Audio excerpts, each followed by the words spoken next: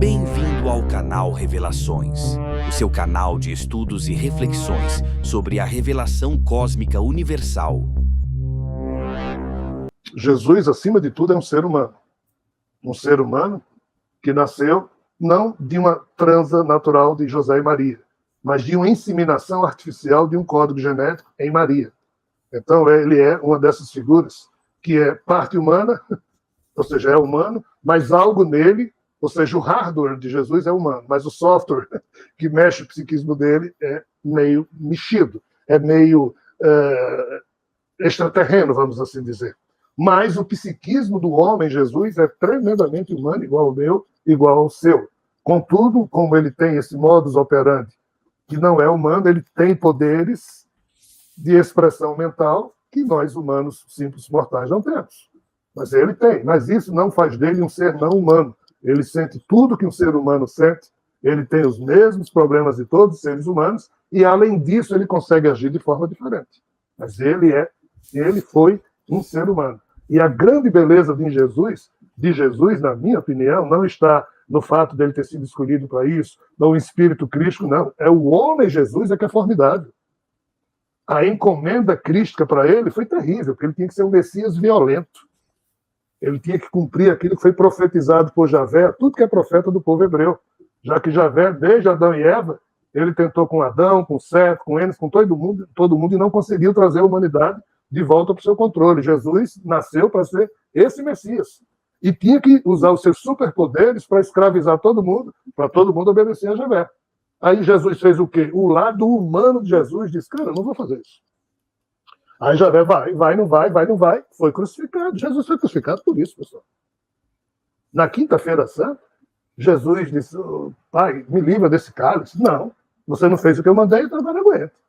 Entendam, Jesus podia não ter sido preso, é só ele querer. Jesus tinha poderes para ele sair flutuando, ele caminhava sobre as águas a hora que queria. Isso não é invenção, não.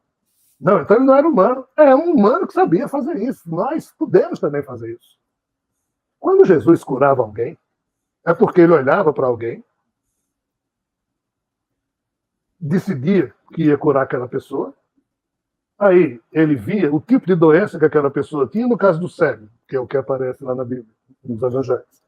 Aí ele cuspia no chão, misturava a saliva dele com a areia, pegava aquela argila misturada com a saliva dele, amassava, soprava, transformava a argila misturada com saliva numa super pomada milagrosa, vamos assim falar, aplicava no olho do cego e o cara ficava bom.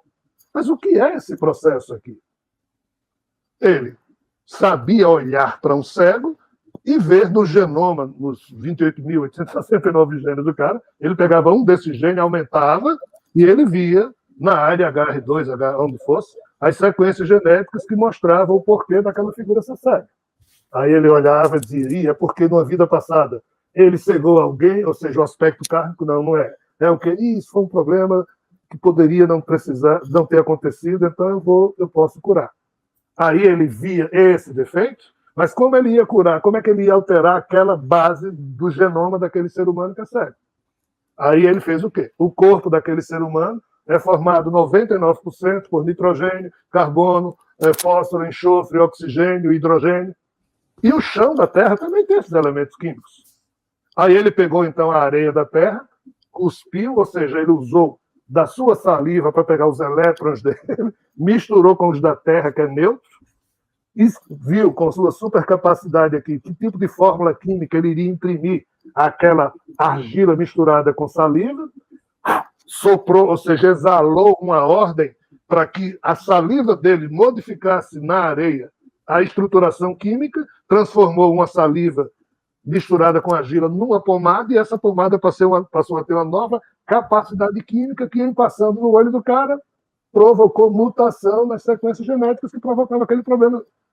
Isso é milagre. É ciência, pessoal. Só que é um tipo de ciência que a gente não conhece.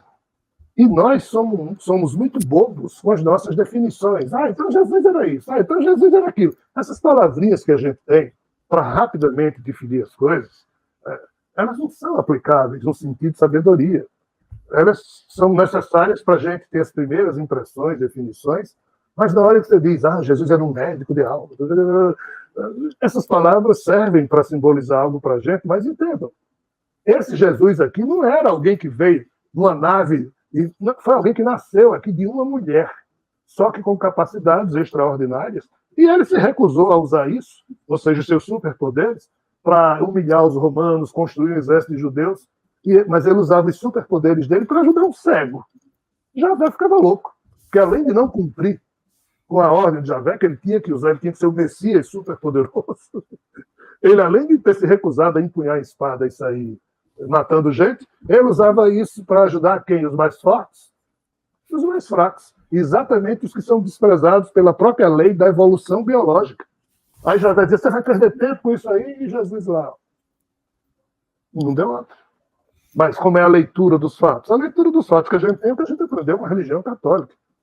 A religião católica, toda boa vontade que tem, inventou as explicações do porquê Jesus ter dito, Pai, me livra desse cálice. Aí o pai, não.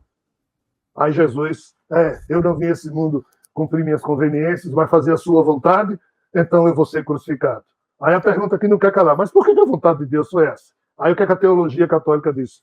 Deus ama tanto a humanidade que obrigou seu filho a ser crucificado para com o sangue dele lavar os pecados dos seres humanos. Isso é totalmente estúpido. Mas é essa regra que há 2000 anos está aí a gente lê e faz, e aceita como sendo verdade. Então a gente cria uma jaula de ingenuidades e conceitos simplórios, coloca o nosso eu lá dentro e acredita nisso.